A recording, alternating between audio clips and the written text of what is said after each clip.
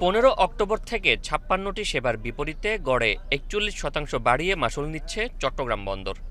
একই সাথে 14 অক্টোবর রাত থেকে বন্দরে যানবাহনের প্রবেশ ও গেট পাস ফি বাড়ানো হয়।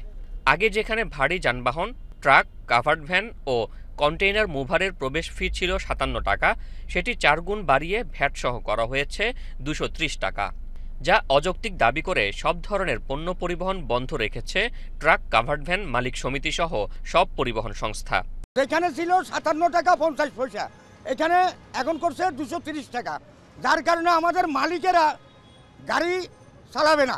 যতক্ষণ পর্যন্ত উপর থেকে আমাদের সিদ্ধান্ত আসবে না, ততক্ষণ পর্যন্ত আমরা এই কর্মবিরতি থাকব।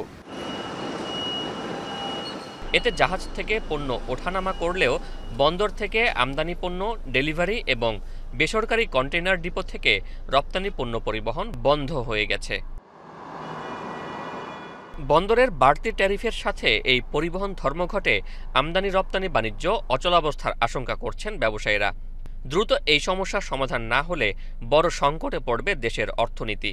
স্টেক হোল্ডারদের পকেটের টাকা নেবে, অথচ স্টেক হোল্ডারদের আলোচনা করবে না, তাদের মতামতের গুরুত্ব দেবে না, একতরফা সিদ্ধান্ত হবে, এটা কোনোভাবে যুক্তিসঙ্গত না। 41% একসাথে কোনো একটা সার্ভিস চার্জ বাড়িয়ে দেওয়া অথবা একটা ট্যারিফ বাড়িয়ে দেওয়া, এটা কোনো অবস্থাতেই যুক্তিযুক্ত নয়, এবং এটা হজম করা, এটাকে কনজিউম করা সবার জন্য খুব কষ্টকর হবে। যে জন্য আপনারা দেখতে পাচ্ছেন যে প্রাইম মুভার আজকে ধর্মঘটে যাচ্ছে। আমরা শুনতে পাচ্ছি লাইটারাসও চিন্তা করছে ধর্মঘটে যাওয়ার। এভাবে যদি একটা ধর্মঘটে যেতে থাকে তাহলে তো পড়তে অচল হয়ে যাবে। এদিকে নগরীর নেভি কনভেনশন সেন্টারে বর্ধিত ট্যারিফের প্রতিবাদে বিক্ষোভ সভা করেছে ব্যবসায়ী নেতারাও। এ সময় বর্ধিত ট্যারিফ স্থগিত রাখার দাবিতে আগামীকাল রোববার থেকে 4 ঘণ্টা করে কর্মবিরতির পালনের ঘোষণা দেন সিএনএফ এজেন্টরা। সংকট সমাধানে 1 সপ্তাহের সময় বেঁধে দেন তারা। এর মধ্যে সমাধান না এলে বন্দরের সমস্ত কার্যক্রম বন্ধ করে দেওয়ার হুঁশিয়ারি দেন তারা। সিএনএফ এজেন্ট অ্যাসোসিয়েশন আগামীকাল থেকে 4 ঘণ্টা কর্মবিরতি পালন করব।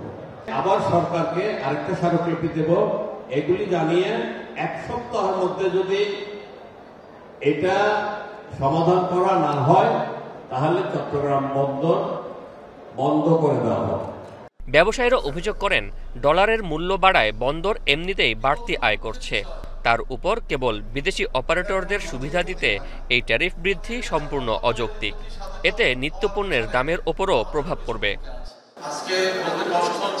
শোয়েব রহমান, এখন, চট্টগ্রাম।